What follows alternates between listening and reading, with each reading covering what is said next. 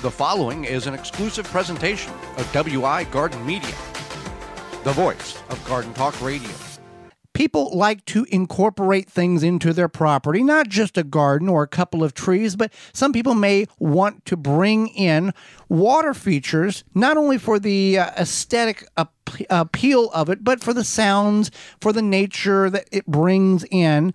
So water features is what we're going to talk about. It can also be calming, relaxing, emotional, or meditative, meditated, mental resetting. Right. Yeah, same thing as meditating. Yeah, definitely. And one thing I did learn is that it won't necessarily decrease your property value, but it won't really increase it either. It's kind of one of those neutral things. Here's the thing. It will increase the value of I want that property if you decide to sell it when the right person comes. There's the right person for every property. You just got to find them. Absolutely. What are you, a realtor? I don't know. Yeah. So there's a few things to consider before you do this. One is that what are you trying to achieve with including a water feature? So like you had said, is it a calming thing? Is it a look of it, the aesthetic? Maybe you want some koi or something like that. Because if you don't know what your end goal is, you can throw a lot of money at this very, very quickly and not get anything accomplished. Absolutely. And I would note that you can't, you could probably have koi in the Midwest in an outdoor pond for part of the summer, but they are a warm... Your mileage may vary. Right. So keep that in mind too. So we also have a great resource for you. It's aqua-mart.com. Correct. They have anything and everything you could possibly need for your water feature: pumps, filtrations, installation, lighting, decorative plant care, fish care, water temperature measuring devices. They've got multiple brands, and it all can be found at aqua-mart.com.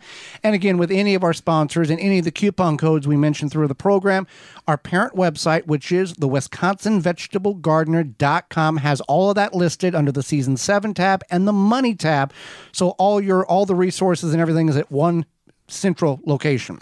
It's also advised to, if you're not sure if you want this water feature for sure, or how you feel about it, or if it's like something that you want to commit to, or anything you're going to add to your yard, it's not a bad idea to block that area off and then think about, okay, this is where it's going to go, and kind of visualize it. And what other things are going to potentially interfere with that, meaning wildlife, or inhibiting the procedure of getting from one part of the yard to the other? Is it blocking major traffic flows that you would normally take, like trying to get to the mailbox?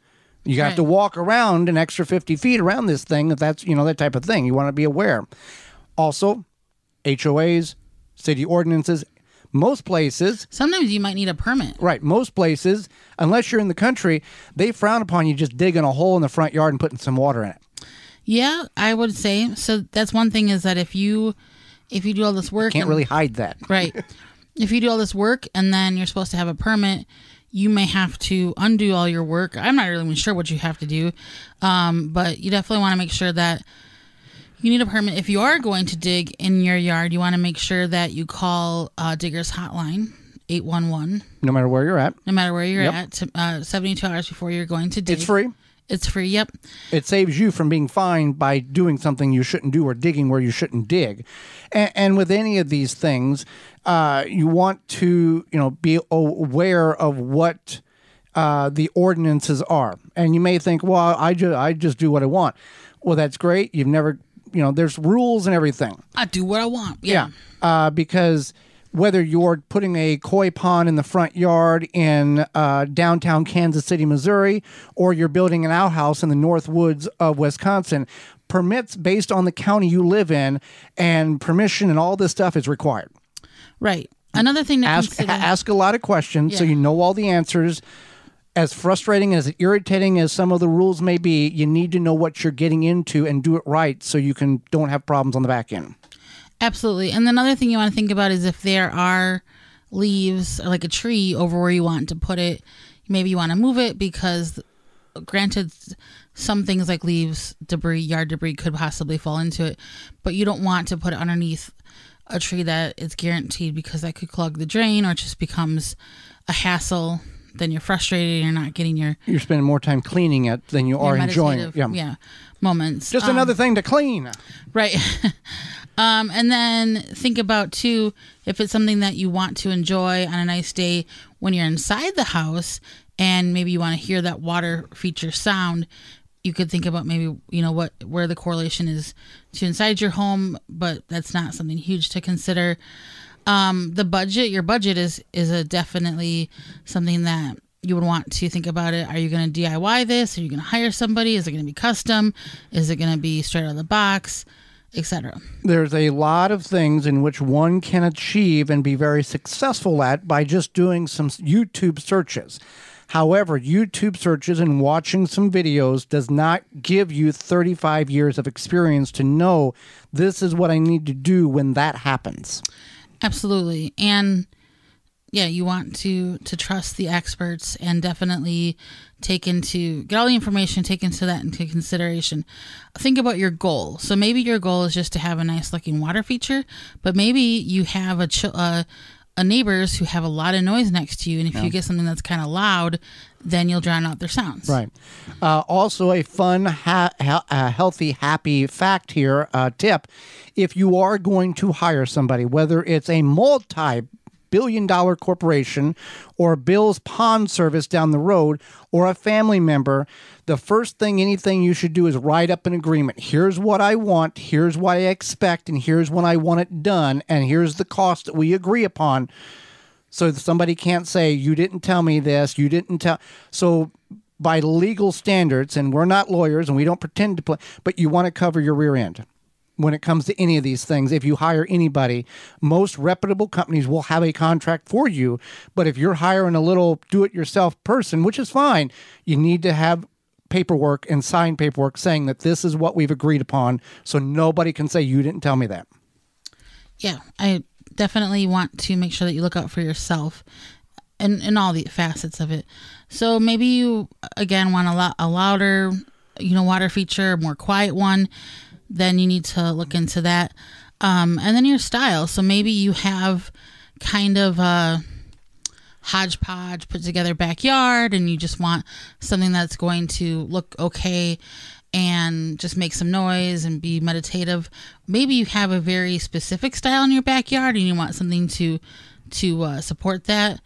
It's all kind of based on what you're looking for. And if you incorporate lights into this, whether front yard or backyard, what is the requirements per the city you live in that they can be on so long and then they have to be turned off during certain hours? It's a whole big thing. But if you do all of this correctly, it can be a great, wonderful additive to your property and to your relaxation. Instead of having to travel to a place where you can enjoy it, you can just walk out the back door. Or front door. Yeah. And another thing to consider back to if you're going to put fish into it, if there are birds of prey that might swoop down and grab those fish, a lot of those. Why is that funny to you? Because I don't know. You've watched too many nature programs. Very nature-esque. Yeah. Like, hey, I put this beautiful pond. There goes my $30 fish flying away. Yeah. I mean, there are areas like that where people with their small dogs even have to be worried. Other reptiles, if you're in a more tropical area, snakes and small reptiles. Yeah. So, there's a lot of things to consider, but it can be greatly worth the investment personally for you if this is what you're wanting to do to help just add something to your property. Finally, once you've made all these decisions, gotten the proper permits, have it installed, you need to consider maintenance. So if it's something where you have to constantly, again, be cleaning it out, or, maybe you are happy that you can just set it up in the spring and let it do its thing till the fall, whatever it may be, that is something to consider too. Once it's installed, then what? Yeah. Is it like a pool, or like you have to put so much chemical in it, or what is what's the regiment there, and how can you do it, or are you going to hire somebody to do it?